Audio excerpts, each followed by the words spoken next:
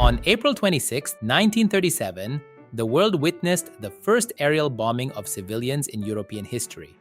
For over 3 hours, Nazi and Italian planes systematically destroyed the Basque town of Guernica, killing hundreds of innocent people. But from this horror emerged what many consider the greatest anti-war painting ever created. A work so powerful, it became a global symbol of peace and a weapon against violence itself. I'm Oleg G from Art Explained, simply and quickly, and today we're confronting Pablo Picasso's monumental Guernica, a painting that proved art could be both deeply personal and universally political, transforming human suffering into an eternal cry for justice. This isn't just a painting about one tragic event. Guernica became the visual language for all victims of war, a work so iconic that world leaders have covered it when giving speeches about military action. But what makes this black and white canvas so devastatingly effective? How did Picasso transform the chaos of modern warfare into an image that still stops viewers in their tracks nearly 90 years later? The commission that led to this masterpiece was meant to be simple. The Spanish Republican government asked Picasso to create a mural for their pavilion at the 1937 Paris International Exhibition. Initially uninspired, Picasso wasn't sure what to paint. Then came the news from Guernica, and everything changed. The attack wasn't just another battle, it was a deliberate experiment in terror, testing new weapons and tactics that would define modern warfare. Look at the painting, and the first thing that strikes you is its massive size, over 25 feet wide and 11 feet tall. This isn't intimate art meant for quiet contemplation. It's designed to overwhelm, to force you to confront its message whether you want to or not. The scale makes you feel like you're inside the scene of destruction, not observing it from a safe distance. Picasso made a crucial decision that amplifies the work's power. He painted it entirely in black, white, and gray. No color, no beauty to distract from the horror. The monochromatic palette evokes newspaper photographs, making the scene feel documentary and immediate. But it also strips away any aesthetic pleasure, forcing viewers to confront the subject matter directly.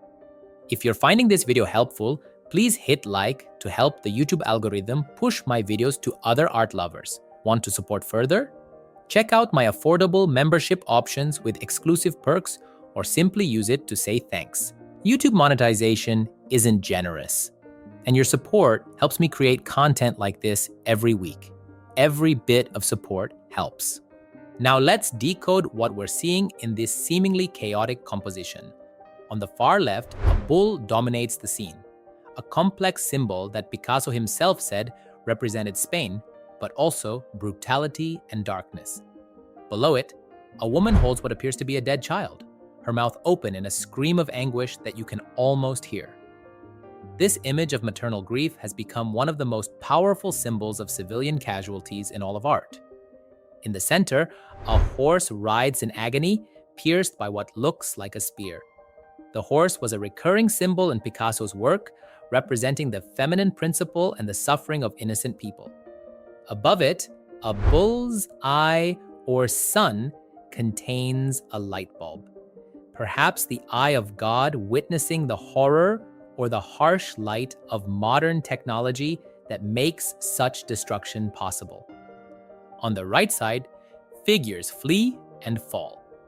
A woman appears to be escaping a burning building, while another figure reaches upward in desperation. At the bottom right, a dismembered warrior still clutches a broken sword, suggesting that traditional warfare is powerless against modern technology's capacity for destruction. The fragmentation throughout the painting isn't just stylistic choice. It's visual metaphor for how modern warfare shatters lives, families, and communities. Bodies are broken apart and reassembled in impossible ways. Eyes are displaced, hands are severed. This cubist technique, which Picasso pioneered, becomes the perfect visual language for depicting the disorientation and destruction of bombing. But there's more happening here than symbolic content. Using the movement method from our abstract art video, feel how your eye moves frantically across the canvas, unable to find rest or resolution. This visual chaos mirrors the psychological experience of being under attack. The inability to process what's happening, the sensory overload of violence, the light sources in the painting deserve special attention. There's the bullseye with its light bulb at the top center, but also what appears to be a lamp held by a woman reaching out from a window. These competing light sources create harsh shadows and dramatic contrasts, but they also suggest the search for understanding in darkness, the human need to illuminate truth even in the midst of horror. Picasso worked on Guernica for over a month, and we have extensive documentation of his process through preparatory sketches and photographs. Watching this development reveals how he refined the composition to maximize emotional impact. Early versions included color and more realistic details, but he progressively simplified and abstracted the imagery to make it more universally powerful. The painting's exhibition history is as compelling as the work itself. After the Paris exhibition, Guernica toured the world to raise funds for Spanish refugees. During World War II and the Franco dictatorship in Spain, it was housed at the Museum of Modern Art in New York.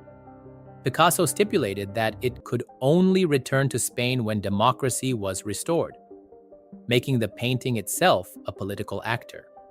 When Guernica finally arrived in Madrid in 1981, crowds lined up for hours to see it. The painting had become more than art. It was a symbol of resistance, survival, and the eventual triumph of democracy over fascism. Its homecoming marked Spain's transition from dictatorship to democratic freedom. The universal language Picasso created in Guernica has made it a reference point for countless artists and activists. During the Iraq War, a reproduction hanging in the UN Security Council was covered when officials gave press conferences about military action. The imagery was considered too provocative for a pro-war message. What makes Guernica so effective as anti-war art? Unlike propaganda that demonizes enemies or glorifies allies, it focuses purely on suffering. There are no heroes or villains here, no political symbols or national flags. Just the universal experience of terror, pain, and loss. This focus on human cost rather than political positions gives the work its enduring power. The technical achievement shouldn't be overlooked. Picasso was already an established master when he created this work. He could have painted Guernica in a realistic style that would have been easier for viewers to understand. Instead, he chose to use his most advanced artistic language, proving that experimental art could serve social and political purposes just as effectively as traditional approaches. The painting's influence on later artists has been profound. From Leon Golub's Vietnam War paintings to Gerhard Richter's October 18, 1977 series, artists continue to reference Guernica when addressing political violence. It established the template for how contemporary art could engage with current events while achieving lasting artistic significance. Looking at Guernica today, in an era of ongoing conflicts and civilian casualties, its message feels urgently contemporary. The specific technology may have changed, drones and precision weapons replacing carpet bombing, but the fundamental horror of violence against innocent people remains the same. The painting also raises questions about art's responsibility and power. Can a painting actually prevent war or change political behavior? Guernica suggests that while art may not stop violence directly, it can preserve the memory of suffering and keep alive our capacity for empathy and moral outrage. What's particularly remarkable is how Picasso managed to create something beautiful from something horrible. Despite its subject matter, Guernica is undeniably a masterpiece, compositionally sophisticated, technically brilliant, emotionally profound. This transformation of tragedy into art doesn't diminish the horror. It makes it permanent and universal. If you are moved by art that confronts difficult truths and speaks truth to power, hit that subscribe button right now and join our community of art explorers. Every week on Art Explained Simply and Quickly, we examine works that prove art's capacity to change how we see the world. What strikes you most powerfully about Guernica? How do you think art should respond to contemporary conflicts and injustices? Share your thoughts in the comments below. Your perspective contributes to ongoing conversations about art's role in society. If this video helped you understand the power and complexity of Picasso's masterpiece, give it a thumbs up. It helps more people discover these crucial stories of art and history. See you in the next exploration.